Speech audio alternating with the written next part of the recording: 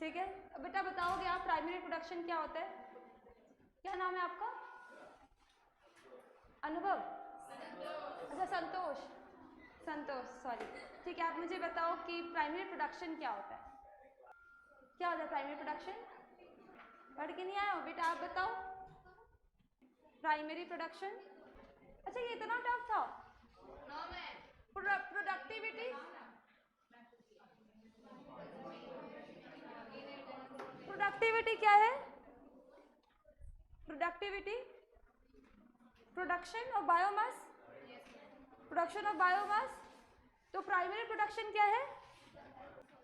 Primary production, हाँ inorganic से organic बनता है किस लेवल पे? कंज्यूमर की प्रोड्यूसर लेवल पे, प्रोड्यूसर लेवल पे। और प्राइमरी प्रोडक्शन और प्रोडक्टिव प्राइमरी प्रोडक्टिविटी में क्या अंतर ये वजह आता है?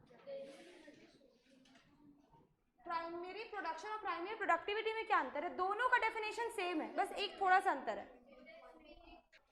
एक सेकेंड, दोनों में हम लोग लिखेंगे क्या? इनऑर्गेनिक से ऑर्गेनिक बनता है, इसमें भी इनऑर्गेनिक से ऑर्गेनिक बनता है। प्रोड्यूसर लेवल पर, प्रोड्यूसर लेवल पर इन अ गिवन एरिया, ये भी in a given area. Solar energy बेटा दोनों वही चीज है, आप लोग कंफ्यूज कर गए। अच्छा इसका मैं यूनिट लिखती हूँ, देखो यूनिट से अगर पहचान लेते हो कि नहीं। इसका अगर यूनिट लिखा जाए, वेट में ये भी होगा, एनर्जी में ये भी होगा। इसका अगर यूनिट लिखा जाए तो लिखाएगा ग्राम पर मीटर स्क्वायर, और इसका यूनिट लिखा जाए तो लिखाएगा ग्राम पर मीटर स्क्वायर पर ईयर। अब बताओ अंतर। बेटा बैठ जाओ, बैठ जाओ, आप लोग बैठ जाओ। क्या हो गया अब अंतर? अंतर अब बता लोगे? हाँ, प्राइमरी प्रोडक्शन को जब हम लोग एक साल तक मतलब ऑब्जर्व करते हैं ना, प्राइमरी प्रोडक्शन को सेम डेफिनेशन सेम है। इसमें बायोमास का प्रोडक्शन है, इसमें बायोमास का प्रोडक्शन है प्रोड्यूसर लेवल पर। बस ये क्या एट एन, ये भी एक गिवन एरिया के लिए, ये भी हमारा गिवन एरिया, ये भी हमारा गिवन एरिया, लेकिन ये हमने पूरा एक साल के लिए लेते हैं। क्या हो गया? आप तो आए थे लास्ट क्लास, लिखे नहीं थे?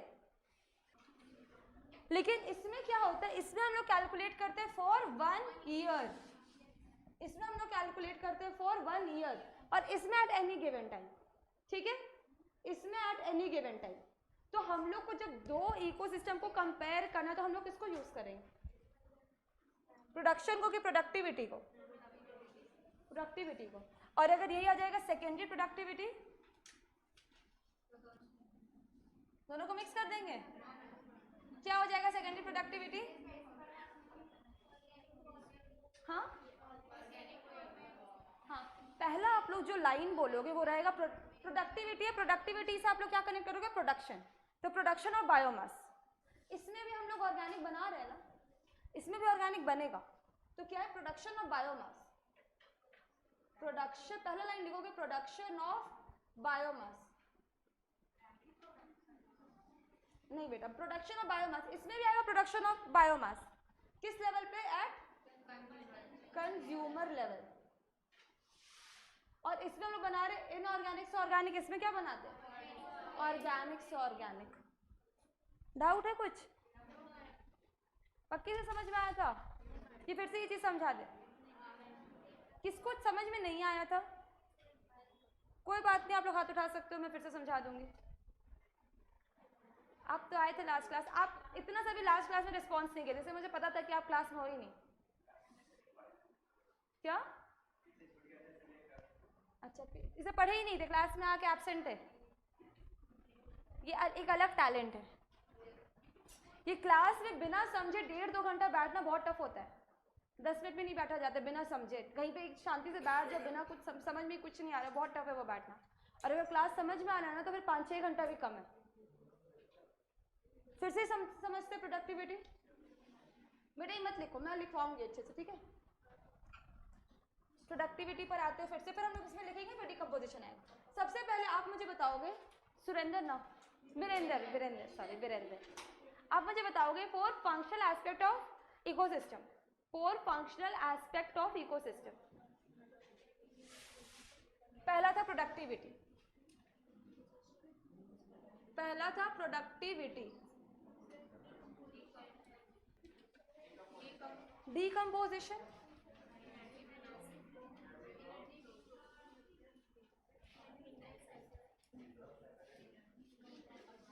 एनर्जी फ्लो, और क्या है, न्यूट्रिएंट साइक्लिंग। क्लियर है? ठीक है, ये क्या हो गया, 4 फंक्शनल एस्पेक्ट। ये हमारा क्या है, फंक्शनल एस्पेक्ट। बेटा प्लीज क्लास पे ध्यान दो, ठीक है, क्योंकि मैं पढ़ाने के लिए बहुत मेहनत कर रही हूँ और मैं ये सुनना नहीं चाहती हूँ कि समझ में नहीं आया क्लास। आप लोग ये बोल सकते हो कि हम लोग ध्यान नहीं देते समझने के लिए, लेकिन ये नहीं बोलोगे कि मैम ऐसा पढ़ाई कि समझ में नहीं आया, इसलिए ध्यान दो। प्रोडक्टिविटी, प्रोडक्टिविटी किसी भी इकोसिस्टम में ना, सबसे पहले किसके कारण पूरा का पूरा इकोसिस्टम चल रहा है? हाँ, प्लांट्स के कारण। फोटोसिंथेसिस हो रहा है, इसीलिए हम लोग क्या बोलते हैं, हम लोग सब डायरेक्टली और इनडायरेक्टली सब लोग प्लांट्स पे डिपेंडेंट हैं। हेटेरोट्रॉफ्स जितने भी है डायरेक्टली और इनडायरेक्टली प्लांट्स पे डिपेंडेंट है। ये आप लोग जूनियर क्लास से बोलते आ रहे हो, ठीक है। प्रोडक्टिविटी, और जो अल्टीमेट सोर्स ऑफ एनर्जी है, एनर्जी हमारा क्रिएट नहीं हो सकता है, डिस्ट्रॉय नहीं हो सकता है, बस क्या होता है, एक फॉर्म से दूसरे फॉर्म में ट्रांसफर होता है। ये डेफिनेशन में हमें पता है। तो किस फॉर्म से किस फॉर्म में ट्रांसफर होता है? सोलर एनर्जी, सोलर एनर्जी जो हमें कहां से मिलता है, सन से मिलता है। तो हमारा अल्टीमेट सोर्स ऑफ एनर्जी क्या है? अल्टीमेट सोर्स ऑफ एनर्जी मतलब सोर्स मतलब कहां से हमें एनर्जी मिलता है? अल्टीमेट सोर्स ऑफ एनर्जी हमें सन से मिलता है, ठीक है। सोलर एनर्जी को कन्वर्ट किया जाता है किस में?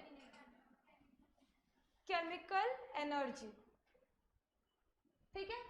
क्या ये काम हम लोग कर सकते हैं कि हम लोग धूप में खड़े हो गए, हम लोग जादू है, धूप में हम लोग खड़े हो गए, हमें पूरा नरिशमेंट मिल गया? पॉसिबल है?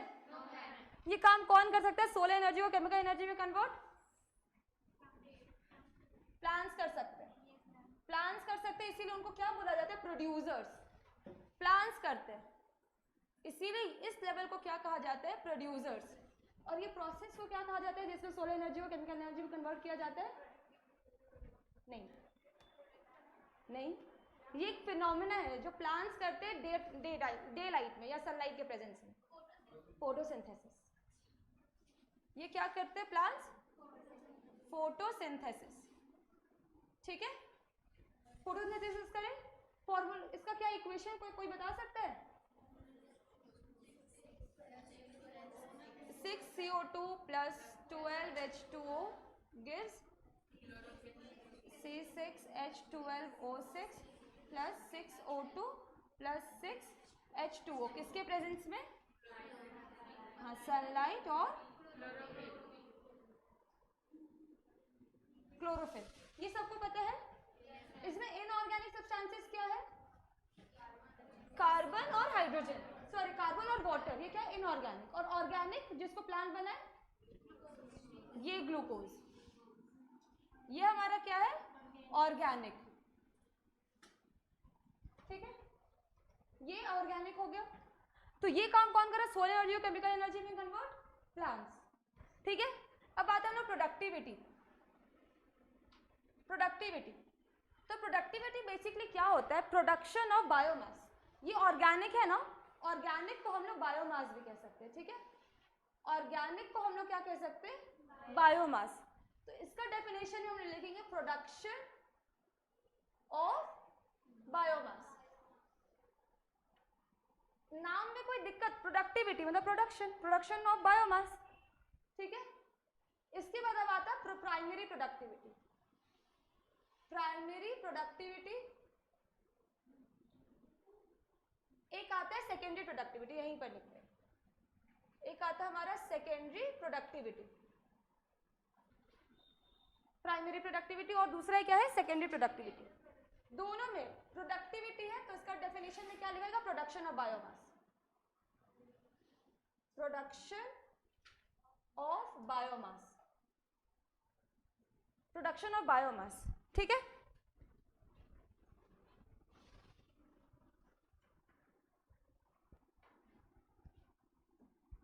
प्रोडक्शन ऑफ बायोमास कौन कर रहा है, बायोमास का प्रोडक्शन एकदम शुरुआत कहां से हो रहा है, प्लांट्स कर रहे हैं। Producer level, at producer level, producer level पर प्रोड्यूसर्स कौन है? ग्रीन प्लांट्स, ठीक है। तो अब समझो कि प्लांट्स फोटोसिंथेसिस किए, वो ऑर्गेनिक मैटर बना, ठीक है, वो ऑर्गेनिक मैटर बना। तो वो जितना ऑर्गेनिक मैटर बनाते हैं ना, जितना बनाते हैं total organic matter, total organic matter को क्या बोला जाता है? जीपीपी, ठीक है, जिसका फुल फॉर्म है ग्रॉस प्राइमरी प्रोडक्टिविटी, ठीक है, ग्रॉस प्राइमरी प्रोडक्टिविटी, मतलब जितना वो बनाए ना खाना, वो क्या हो जाएगा? Gross primary productivity. इसके बाद अब ये खाना बनाए, तो अब ये भी रेस्पिरेशन तो करे ना, प्लांट्स हमारे लिविंग है, तो रेस्पिरेशन तो ये भी करे, तो ये जितना खाना बना उसी से ना रेस्पिरेशन लॉस होगा। तो ये जो भी खाना बना, जो भी इनका एनर्जी बना, इसी से क्या हो जाएगा? रेस्पिरेशन लॉस माइनस हो जाएगा, रेस्पिरेशन लॉस माइनस हो जाएगा, ठीक है। मतलब जीपीपी माइनस आर हमारा क्या बन जाता है? एनपीपी। नेट कितना बच रहा है? नेट कितना बच रहा है? रेस्पिरेशन लॉस के बाद हमारा नेट कितना बच रहा है? ये क्या हो जाएगा? एनपीपी, नेट प्राइमरी प्रोडक्टिविटी, ठीक है। अब ये नेट प्राइमरी प्रोडक्टिविटी बचा, और ये किस में स्टोर है? ये हमारे प्लांट्स में, ठीक है। मान लो प्लांट्स खाना बनाए, प्लांट्स हमारा खाना बनाए, इसके बाद क्या हुआ? प्लांट्स खाना बनाए, कुछ लॉस हो गया उनमें, और जो बचा वो उनकी बॉडी पे स्टोर है। अब इसको कौन खाएगा? प्लांट्स को कौन खाएंगे? हर्बीवोर्स, हर्बीवोर खाएंगे। अब आते हैं हमारे हर्बीवोर। हर्बीवोर खाएंगे तो उनको क्या मिलेगा? जीपीपी मिलेगा कि एनपीपी मिलेगा? जो नहीं समझे तो वो आंसर करेंगे। बेटा आप बताओ, अब हर्बीवोर खाएंगे प्लांट को तो उनको जीपीपी मिलेगा कि एनपीपी मिलेगा? टोटल मिलेगा कि बचा हुआ मिलेगा? हाँ, एनपीपी मिलेगा, क्योंकि अब जो प्लांट्स में बचा वही मिलेगा। तो अब हर्बीवोर को क्या मिला? एनपीपी मिला। जो इसके लिए वो कैसा फंक्शन करेगा? इसके लिए तो वो टोटल की तरह फंक्शन करेगा ना, इसके लिए वो टोटल की तरह फंक्शन करेगा। अब ये हर्बीवोर में भी क्या होगा? कुछ रेस्पिरेशन लॉस होगा, और बाकी किसको मिल गया? कार्निवोर को, कार्निवोर को। कार्निवोर 1 मान लेते हैं, ठीक है, भी तो डिफरेंट लेवल्स पर होते हैं।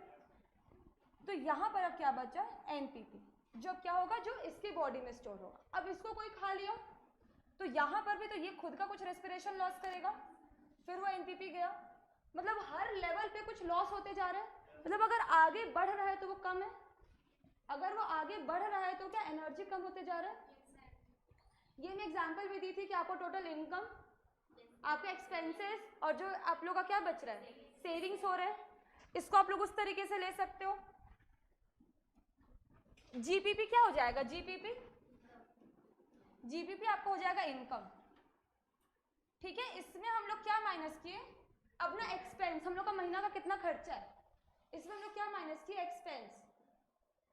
तो क्या हमारे पास बचता है? जब हम लोग इनकम में से अपना खर्चा माइनस किए तो हम लोग क्या किए? सेव करे बाकी का पैसा, बाकी सेव करे एनपीपी। मान लो कि आपको किसी को पैसा देना है तो आप क्या दोगे? जो सेविंग्स है उसी से ना दोगे? जो सेविंग्स आप इसी से, मान लो कि आप कोई कंपनी चलाते हो, आपका खुद का जो खर्चा हो, बाकी ये जो एनपीपी है ये आप लोग अपने एम्प्लॉयज में बांट दिए, ये आप लोग अपने एम्प्लॉय में बांट दिए, और वो उसके लिए तो वो टोटल हुआ ना। अब ये जो एम्प्लॉय को आप दिए तो वो एम्प्लॉय का भी कुछ खर्चा होगा, वो एम्प्लॉय का भी कुछ खर्चा होगा, और इसके बाद उसके पास जो सेविंग्स होगा वो सेविंग्स से वो हो सकता है अपने बच्चों को पॉकेट मनी दे दे, ठीक है। तो ये ऐसे चलता है। तो क्या पॉकेट मनी कम हुआ? धीरे धीरे कम होते जा रहा है लेवल। अपना रेस्पिरेशन लॉस करके या अपना एक्सपेंसेस को हटाएंगे तो वो लॉस हो रहा है ना। तो उसी तरीके से हमारा एनपीपी हर लेवल पे क्या होते जा रहा है? डिक्रीज होते जा रहा है। अब यहाँ पर क्या हो गया? Production of biomass at producer level. Producer level पे, प्रोड्यूसर लेवल पे जो प्रोडक्शन हुआ बायोमास का वो है, ठीक है। अब मान लो एक हर्बीवोर है, एक हर्बीवोर, और इसको कौन खा लिया? कार्निवोर। इसके पास कुछ बायोमास था, इसके पास कुछ इसका बॉडी में बायोमास है जिसको ये खा लिया, तो अब इसको मिलने वाला है, ठीक है। तो अब जब ये इसको खाएगा तो इसके बॉडी से बायोमास इसके बॉडी में जाएगा, तो क्या सबका सब बायोमास चला जाएगा? नहीं, कुछ लॉस होगा, रेस्पिरेशन लॉस, कुछ एक्सक्रीटरी मैटर, इसका फीकल मैटर निकलेगा, कुछ फीसेस निकलेगा इसका, ठीक है, जो अनडाइजेस्टेड फूड है। जितना खाना खाया क्या सब यूटिलाइज हो गया? नहीं, कुछ लॉस हुआ, कुछ फीसेस भी निकला। फिर ये कार्निवोर में गया, तो कार्निवोर में अपने बॉडी में क्या बना लिया? बायोमास बनाया। समझ में आया? तो इसका भी डेफिनेशन में क्या हो जाएगा? Production of biomass, production of biomass. और ये सब क्या है? हमारे कंज्यूमर से, कंज्यूमर से। खुद का खाना खुद तो नहीं बना रहे। Production of biomass at consumer level. दिक्कत है कुछ? समझ में आया? क्या होता है primary productivity? At producer level, और ये क्या है? At consumer level. और हम लोग जब भी प्रोडक्टिविटी कैलकुलेट करते हैं, जब भी हम लोग प्रोडक्टिविटी कैलकुलेट करते हैं, तो हमेशा क्या करते हैं? 1 साल का करते हैं। हमेशा क्या करते हैं? 1 साल का करते हैं। 1 साल का क्यों करते हैं बेटा? सीजन पे डिपेंड करता है। जैसे विंटर के टाइम में, विंटर के टाइम में हमारा फोटोसिंथेसिस का रेट काफ़ी डिक्रीज हो जाता है, ठीक है, तो प्रोडक्टिविटी भी कम आएगा। गर्मी के टाइम में बहुत ज़्यादा प्रोडक्टिविटी है, गर्मी के टाइम में बहुत ज़्यादा प्रोडक्टिविटी है, लेकिन उतना ज़्यादा लॉसेस भी है, ठीक है। तो इसीलिए हम लोग एज अ होल पूरे 1 साल का करते हैं, क्योंकि 1 साल के बाद क्या होता है? सीजन से रिपीट करेंगे, ठीक है। तो एक एवरेज निकालने के लिए हम लोग क्या करेंगे? पूरे 1 साल का कैलकुलेट करते हैं। दिक्कत है प्राइमरी प्रोडक्टिविटी और सेकेंडरी प्रोडक्टिविटी में? जीपीपी क्या है? एनपीपी। और जीपीपी में क्या माइनस करेंगे? एनपीपी बनेगा उसका रेस्पिरेशन लॉस। ये डायरेक्ट क्वेश्चन आता है कि ऐसे फॉर्मूला लिख देते हैं और पूछते हैं व्हाट इज आर। ये आपका नीट का क्वेश्चन है। ये समझ में आया? फिर जो लास्ट टाइम में पूछी थी कि क्या हमारा जीपीपी एनपीपी के बराबर हो सकता है? क्या हमारा जीपीपी 0 हो सकता है? और क्या हमारा एनपीपी जीपीपी से ज्यादा हो सकता है? सब में नो। फिर से सोचो, हमारा जीपीपी एनपीपी के बराबर कैसे नहीं हो सकता है? क्योंकि लॉस तो होगा।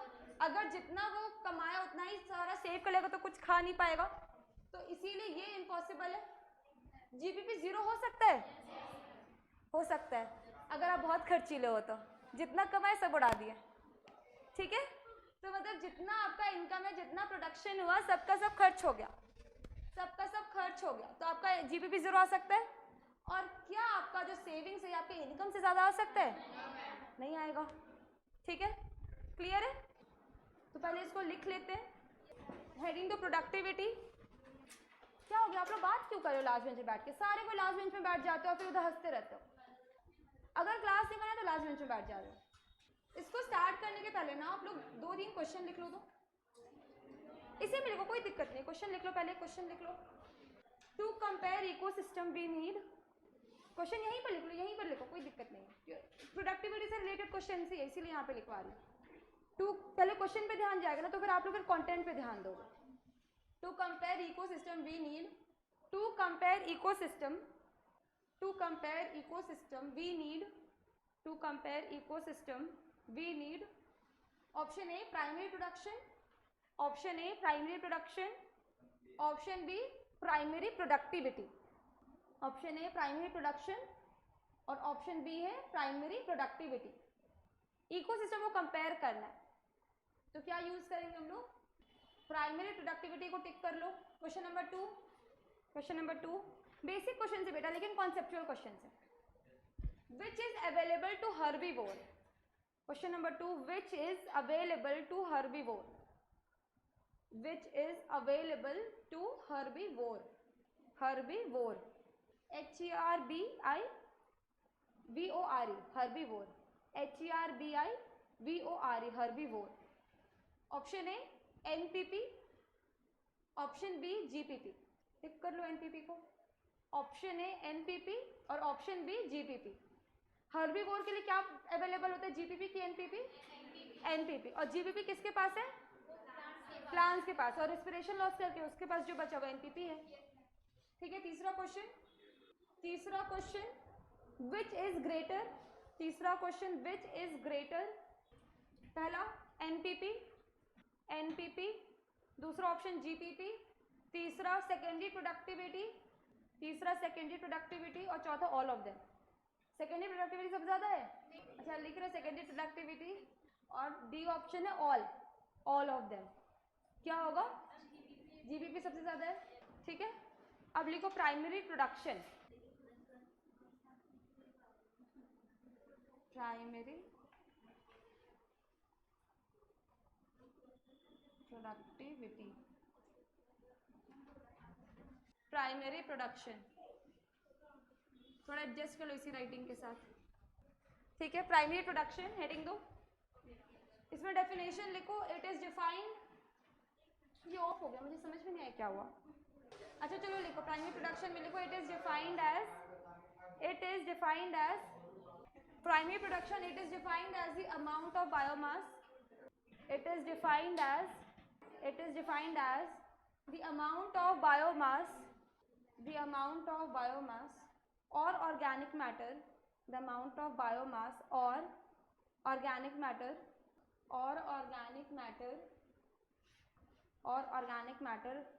produced per unit area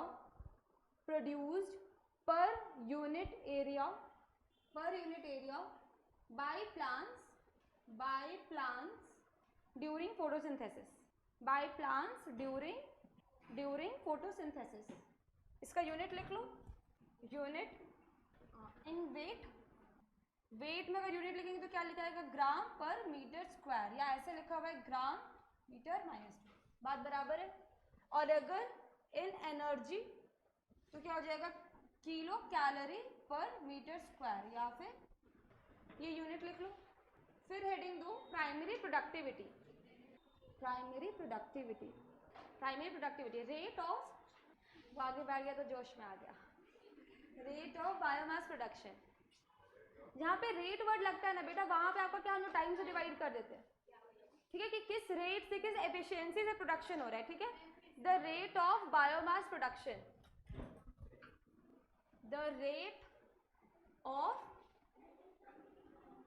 biomass production,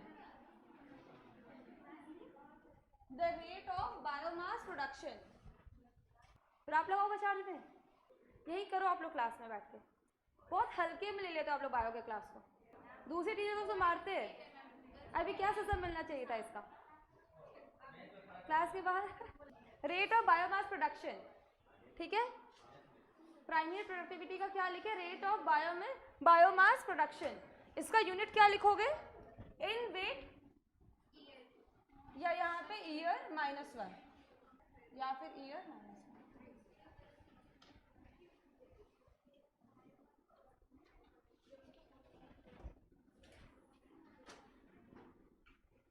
हो गया।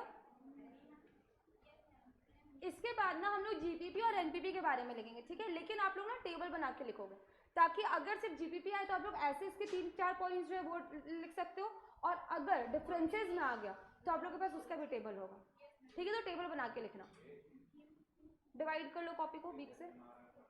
जीपीपी, अच्छा पहला लिख लो ग्रॉस प्राइमरी प्रोडक्टिविटी, पहला पॉइंट लिखो, जीपीपी की साइड पे लिखो gross primary productivity, GPP gross. बेटा 2 कॉलम बनाओ, एक जीपीपी का बनाना और दूसरी तरफ किसका बनाना? एनपीपी का। ठीक है, हम लोग 3-4 पॉइंट लिखेंगे। अगर सिर्फ जीपीपी आए तो इसके पॉइंट से डिस्क्राइब कर देना, लेकिन अगर डिफरेंसेस में तो आप लोग के पास टेबल रहेगा। क्लियर है? ये लिखो gross primary productivity, gross primary productivity, और दूसरी तरफ क्या लिखोगे? Net primary productivity. ठीक है, दूसरा पॉइंट लिखो जीपीपी के तरफ में, क्या हो गया? 2 कॉलम बनाओ, एक जीपीपी का और एक एनपीपी का। हाँ, एक जीपीपी और दूसरा एनपीपी। पहला हम लोग उसका फुल फॉर्म लिखेंगे, पहला लिख लो दोनों का फुल फॉर्म। दूसरा पॉइंट लिखो जीपीपी के तरफ में, it is the rate of production of, it is the rate of production of, it is the rate of production of organic matter during photosynthesis। ठीक है, एनपीपी में लिखो it is the amount of organic matter It is the amount of organic matter stored by producers, stored by producers per unit area and per unit time, ठीक है। तीसरा point लिखो दोनों में, हाँ पहले जीबीपी में लिखो, it includes weight of organic matter, weight, WIGHT, it includes weight of organic matter, plus losses suffered by them, plus losses लिख दो, plus losses, it includes weight of organic matter plus losses, और इसके नीचे लिख देना GPP equals to NPP plus R, ठीक है। जो NPP है वो भी और जो लॉस होने वाला है वो भी, ऐसे पता है ना कि इसको माइनस इक्वल्स किधर करेंगे तो माइनस हो जाएगा, ठीक है। तो ये लिखो GPP equals to NPP plus R, ठीक है। ये क्या होगा कि जितना उसमें स्टोर्ड है, जितना उसमें हमारा वेट स्टोर्ड है प्लस जो लॉस है वो भी, ठीक है। दूसरी तरफ लिखो एनपीपी के साइड पे क्या हो गया, फिर से रिपीट करूं, it includes weight of organic matter plus losses, ठीक है। दूसरी तरफ लिखो it includes organic matter synthesized by photosynthesis, minus losses, synthesized by photosynthesis minus losses। Formula क्या लिखोगे, एनपीपी इक्वल्स टू जीपीपी, जितना हमारा फोटोसिंथेसिस से जितना हमारा बायोमास बना माइनस लॉसेस, ठीक है। ये फॉर्मूला लिखोगे इसी में। नेक्स्ट पॉइंट लिखो जीपीपी में, it depends upon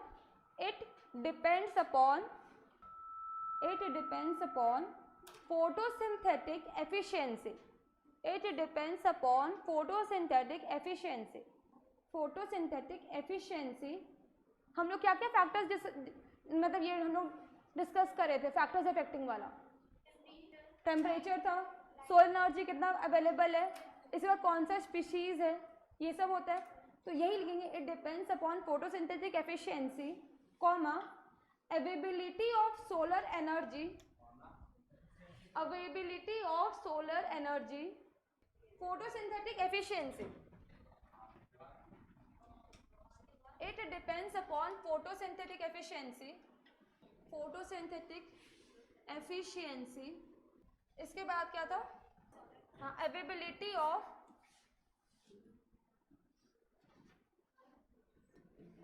solar energy, availability of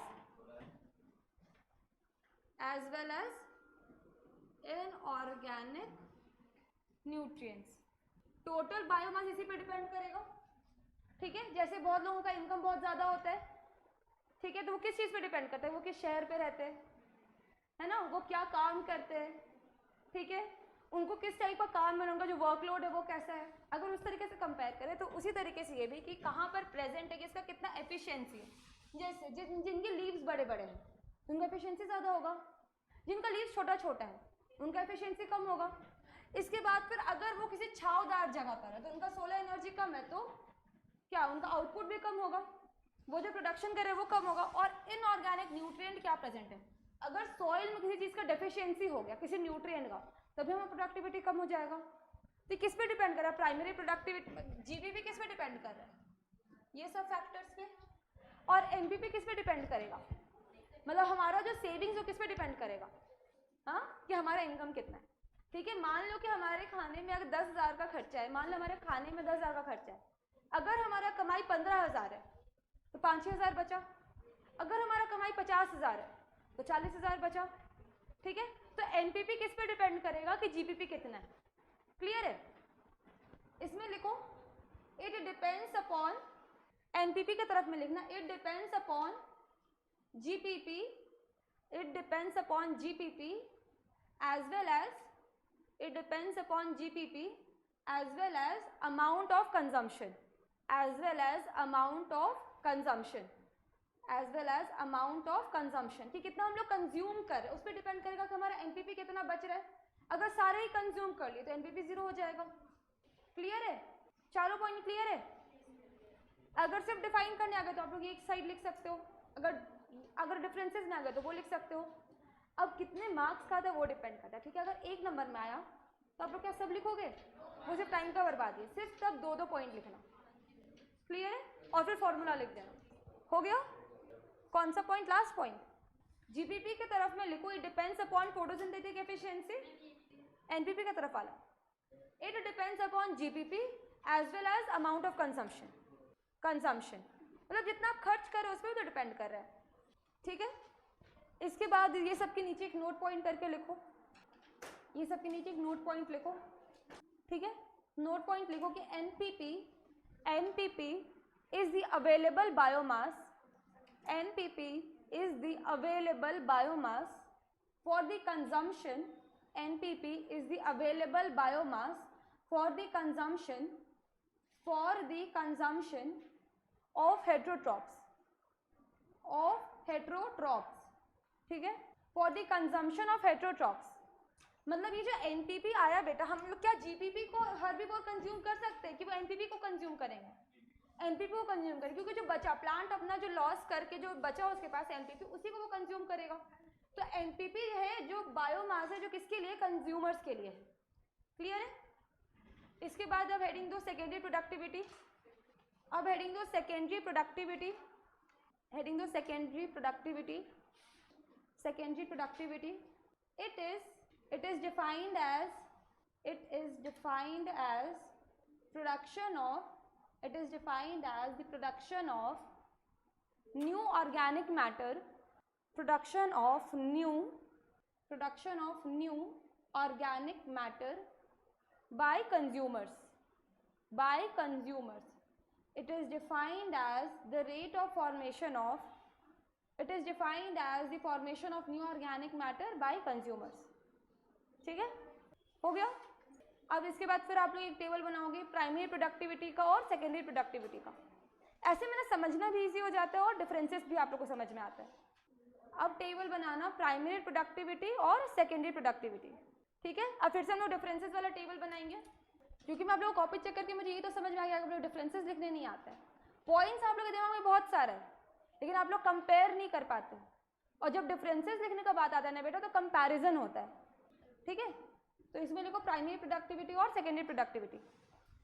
primary productivity में पहला पॉइंट लिखना, एक्चुअली मैं आज डीकम्पोजिशन स्टार्ट करना चाह रही थी। कितने बजे तक क्लास है आप लोग का? 12 बजे तक है। थोड़ा 15 मिनट ज़्यादा पढ़ लेना। इसी बाद दूसरा क्लास भी है क्या? तो 15 मिनट ज़्यादा पढ़ लेना, ठीक है, ठीक है। लिखो प्राइमरी प्रोडक्टिविटी में, it is rate of synthesis of organic matter by producers, it is rate of synthesis of organic matter, it is rate of synthesis of organic matter, rate of synthesis of organic matter by producers,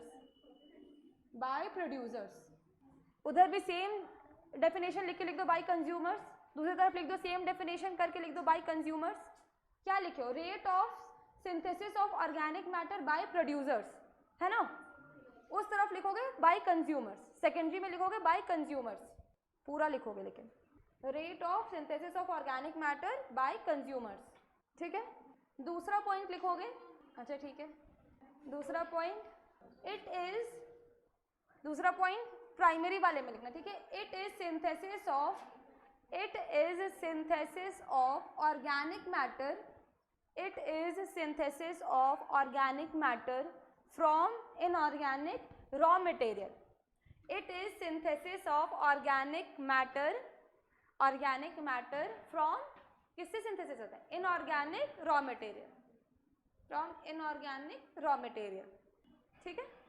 दूसरी तरफ क्या लिखोगे? पहले सुन लो, ठीक है, खुद से लिखोगे, it is synthesis of new organic matter from organic matter, it is synthesis of new organic matter from organic matter. Points clear है? New organic matter from organic matter, clear है? पॉइंट क्लियर है? तीसरा point लिखो primary productivity में, it is quite high, it is quite high, it is quite high, QUIT, ये मतलब ज़्यादा होता है, it is quite high, it is quite high. और दूसरी तरफ लिखोगे, दूसरे तरफ लिखोगे it is low, it is low and decreases, and decreases, decreases with rise in, with rise, RISE, rise in trophic levels, with rise in trophic levels, trophic levels, trophic levels क्या है समझ में आया? जैसे जैसे हम लोग आगे बढ़ेंगे ना फूड चेन में, उतना एनर्जी नेक्स्ट वाले को कम मिलते जाएगा। थर्ड पॉइंट बोल रही हूँ, इट इज लो, प्राइमरी से बताओ, it is quite high, quite high यहाँ से लिख लो, it is quite high, it is quite high.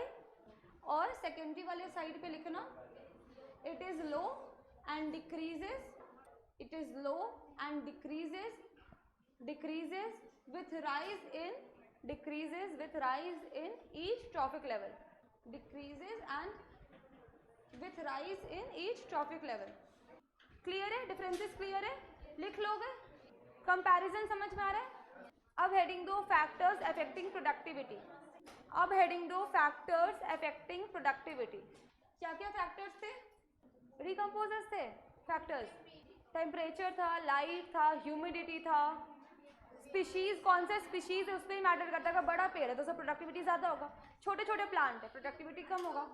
तो पहला पॉइंट लिखो, डिपेंड अपॉन, हेडिंग दो factors affecting, factors affecting productivity, factors affecting productivity. ठीक है, ठीक है। पहला पॉइंट लिखो, the plant species, the plant species, the plant species present in that area, the plant species, the plant species present in that area, the plant species present in that area, present in that area से point wise लिखवा रही हूँ, ठीक है। दूसरा point लिखो, it depends on, it depends on the photosynthetic capacity, photosynthetic capacity depends upon photosynthetic capacity of the plant, of the plant, photosynthetic capacity of the plant। तीसरा लिखो, availability of nutrients, availability of nutrients, क्या nutrient, किस type का nutrient present है वो भी हमारा defining factor है। फोर्थ लिखो, solar radiation. Third, availability of nutrients, availability of nutrients. Fourth point लिखो, सोलर रेडिएशन, सोलर रेडिएशन। इसी में एक चीज़ एक्स्ट्रा ऐड करना कि इन marine ecosystem, in marine ecosystem solar radiation is the limiting factor. ठीक है, जैसे जैसे हम लोग क्या डेप्थ की तरफ बढ़ेंगे उतना रेडिएशन कम मिलेगा। ठीक है, हाँ, in marine ecosystem solar radiation is the limiting factor, solar radiation is the limiting factor. Fifth point लिखो, वाटर, फिफ्थ लिखो वाटर, फिफ्थ लिखो वाटर। ठीक है, इसमें भी एक लाइन लिख सकते हो, in desert water is the limiting factor, in desert water is the limiting factor, in desert water is the limiting factor. ठीक है, ये कौन सा पॉइंट था? फिफ्थ था। सिक्स्थ लिखो, ह्यूमिडिटी, सिक्स्थ लिखो ह्यूमिडिटी, सिक्स्थ लिखो ह्यूमिडिटी, HUMIDITY, ह्यूमिडिटी। सेवेंथ लिखो, सॉइल टाइप, सेवेंथ लिखो सॉइल टाइप, किस टाइप का सॉइल प्रेजेंट है, सॉइल टाइप, सॉइल टाइप। और एट्थ कर दो, अदर एनवायरमेंटल फैक्टर्स। ठीक है, एट्थ पॉइंट कर दो, अदर एनवायरमेंटल फैक्टर्स। क्लियर है? Other environmental factors. ठीक है, और भी कुछ फैक्टर जो डिसाइड करें प्रोडक्टिविटी ज़्यादा होगा या कम होगा। अब लिखो पैराग्राफ चेंज करके, NPP, NPP net primary productivity, NPP of the whole biosphere कितना था, कितना बिलियन टन्स था? 170, 170। एनपीपी लिखो, NPP of the whole biosphere, NPP of the whole biosphere कितना था?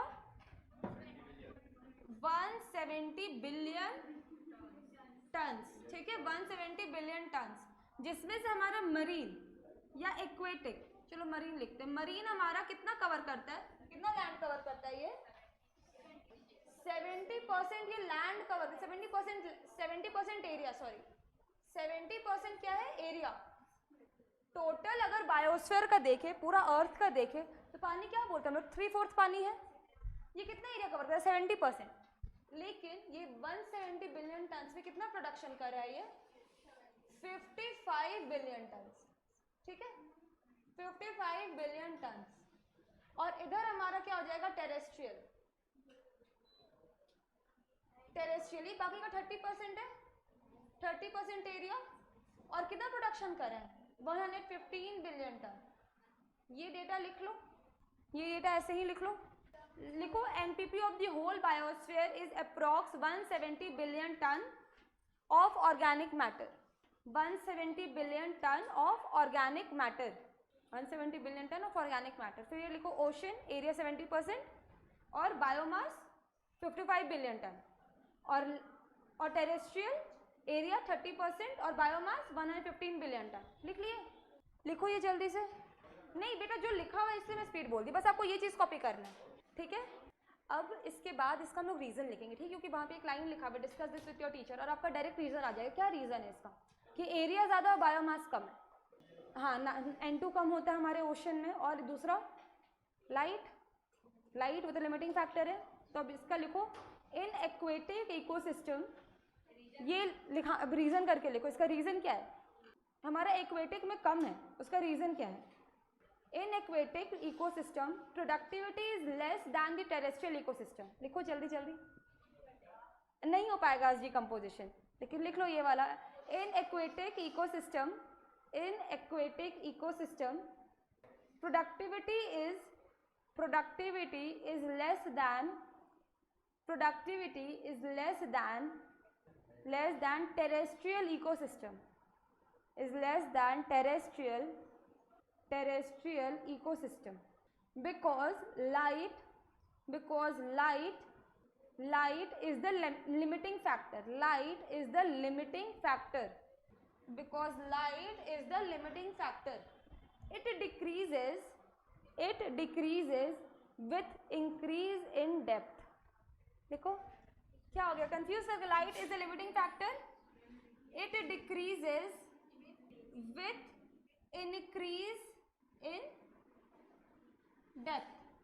जैसे जैसे गहराई की ओर बढ़ेंगे वैसे वैसे क्या होगा? लाइट उतना कम उधर पहुंचेगा, लाइट कम पहुंचेगा तो प्रोडक्टिविटी कम हो जाएगा हमारा। हो गया? दूसरा पॉइंट लिखो, nitrogen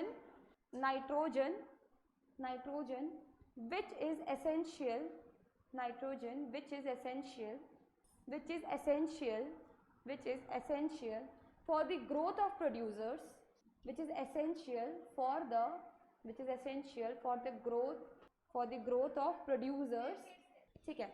nitrogen which is essential for the growth of producers is a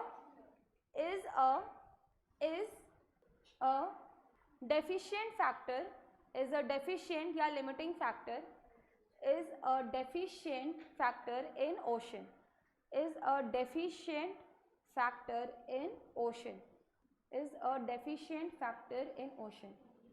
ठीक है, हो गया, यहीं तक है। रिपीट करती हूँ, ठीक है। Nitrogen which is essential for growth of producer is a deficient factor in ocean। क्या हो गया? छूट गया क्या सब कोई का? हो गया? प्रोडक्टिविटी समझ में आया? पक्के से? नहीं बेटा, आपको संतोष नहीं समझ में आया? प्रोडक्टिविटी आया समझ में? लास्ट बेंच आप लोग दोनों को, आपसे भी पूछ, आया समझ में? आपको आया समझ में? मैं नेक्स्ट क्लास में क्वेश्चन करूँगी तो बता लोगे? तो जितना पढ़े हो इतना पढ़ करके आना, फिर हम लोग डिकम्पोजिशन स्टार्ट करेंगे। अगर सब इसका आंसर करेंगे तभी डिकम्पोजिशन स्टार्ट होगा।